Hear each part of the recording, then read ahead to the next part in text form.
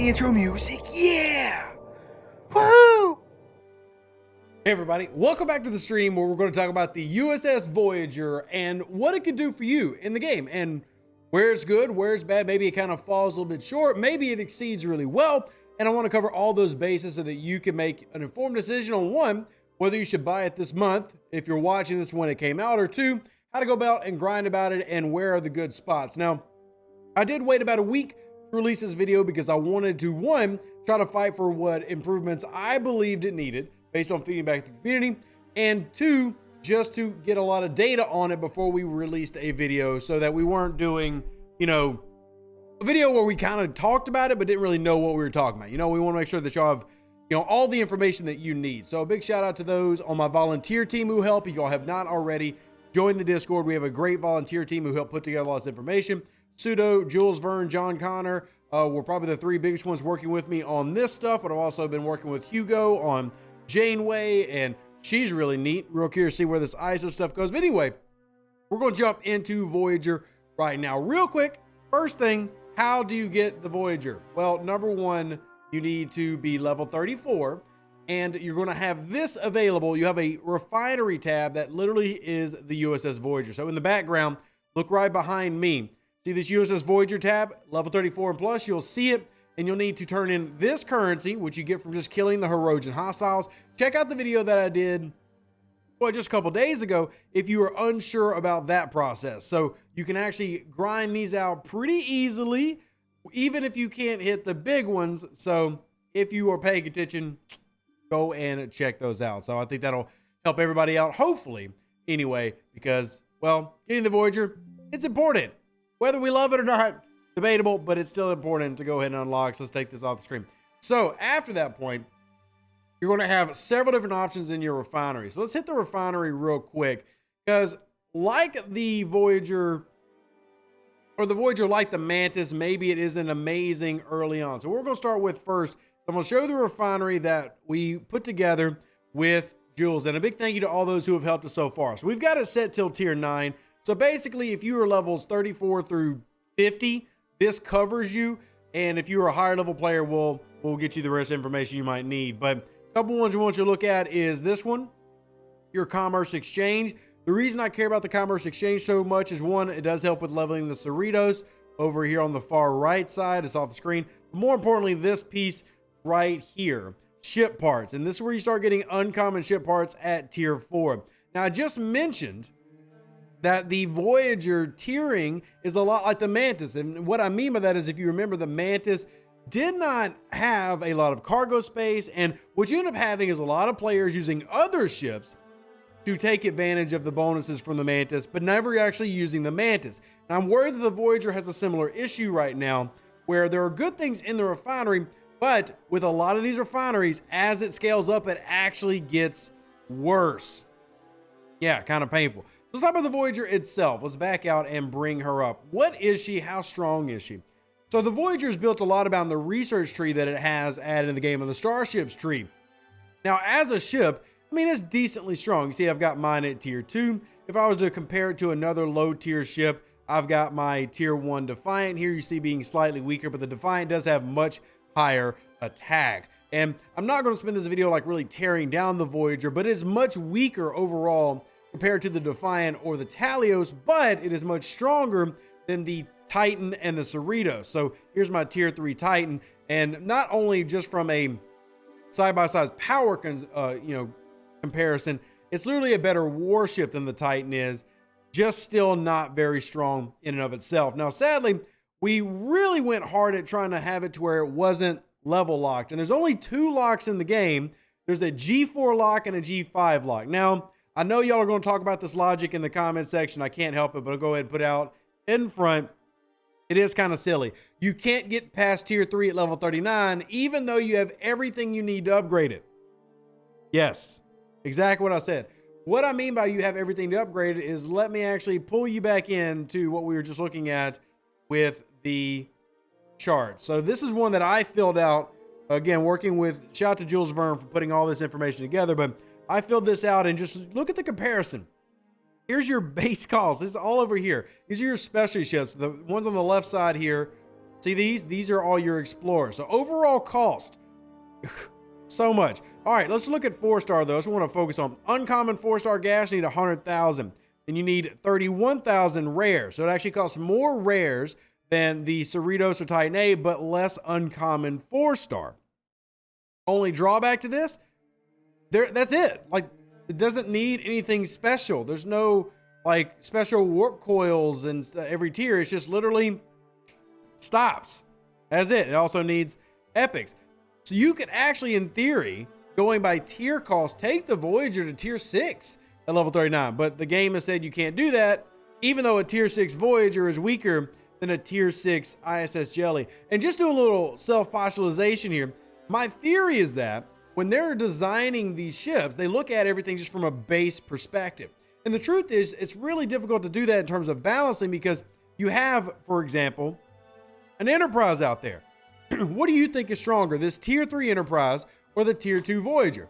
Not only is it the Enterprise, it's the Enterprise by far. The reason being is there's faction researches that significantly increase the power of a lot of these ships. And even though you have different things like the mess hall coming out, the armory, which does end up helping Voyager, it still doesn't overcome the factions. So the way that they're currently making these ships with these level locks is they will always be basically relegated to the niche. The one exception, that's the Talios. Now, how to overcome that a little bit is in the Refinery. And this is actually, or I'm sorry, not the Refinery, the research tree, though the Refinery is fine.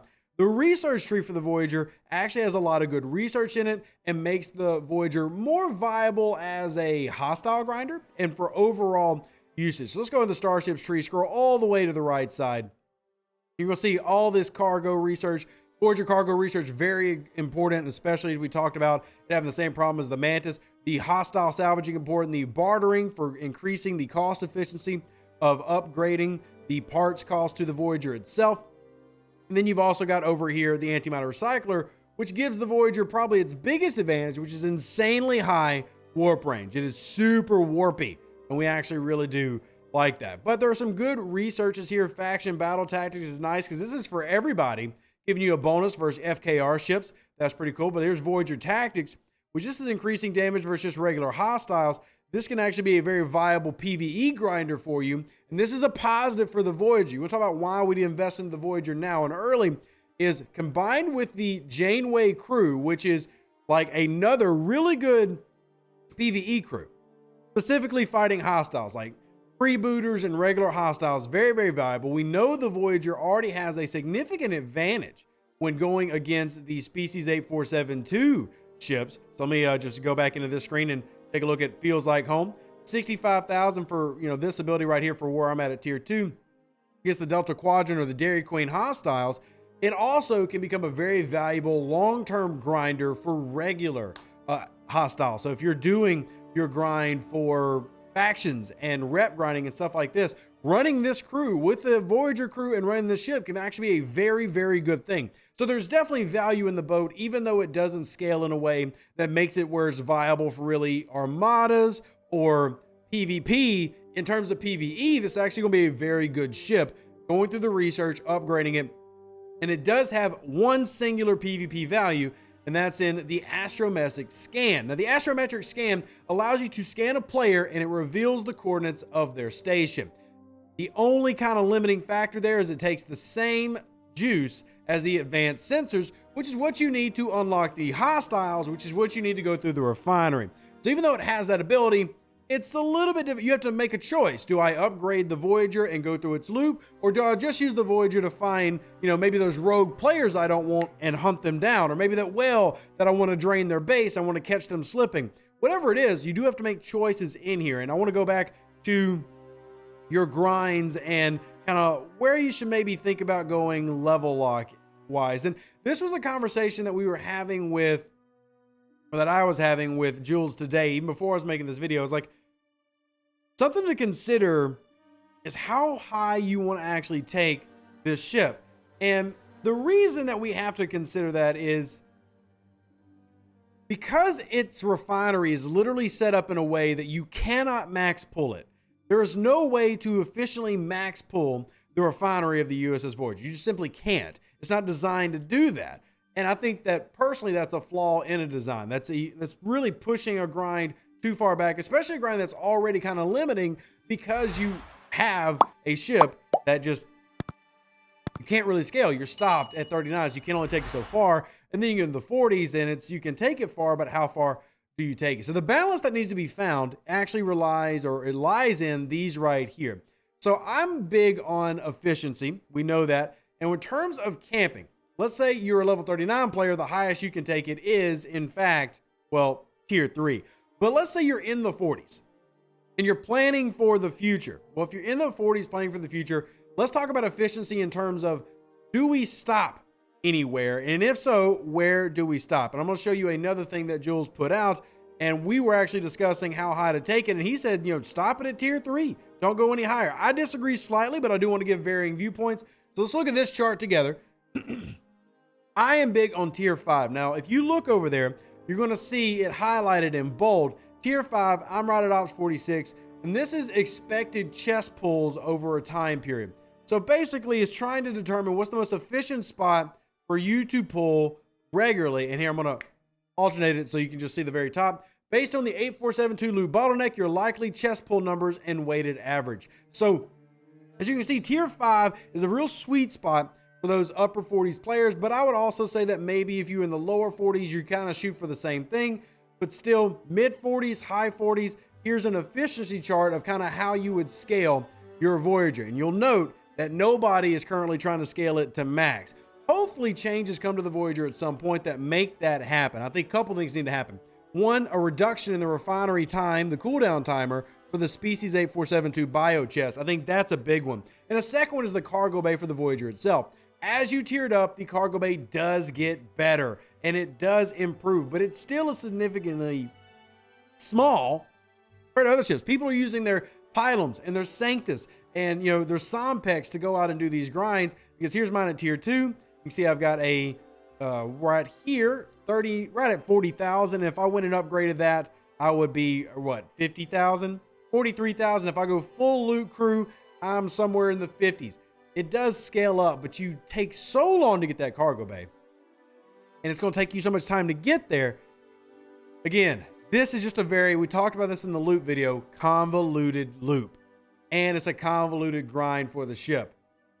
Does have value, and I love that you have another uncommon part sourcing. I love that this basically takes away my need to individually grind out the Cerritos if I want to. I'm still going to do the Wednesday Cerritos though. And last but not least, it looks good. It's the Voyager, and it will become a great PvE ship for you long term. And since that's what we do mostly in the game anyway, I think that's a positive, but it does have its limitations, and we'll see if they make any changes. Let me know what you think in the comment section down below. I'm out. That's it. Live long and plunder. Stay safe for the Space Cowboys. Deuces, that's me. Catch you on the next one. An even better outro than the intro. For the Empire and glory to your house. Also, real quick, I want to show this. So, those that don't know, we stream on Twitch, and I'm really into like Lego stuff. So, made this P51 on stream the other night. I'm super proud of it. I think it looks so cool. Really like it. So, if you like Legos and stuff, catch us on stream. We're doing more of that. That was a lot of fun. I'm also into military aviation. Anyway, bye!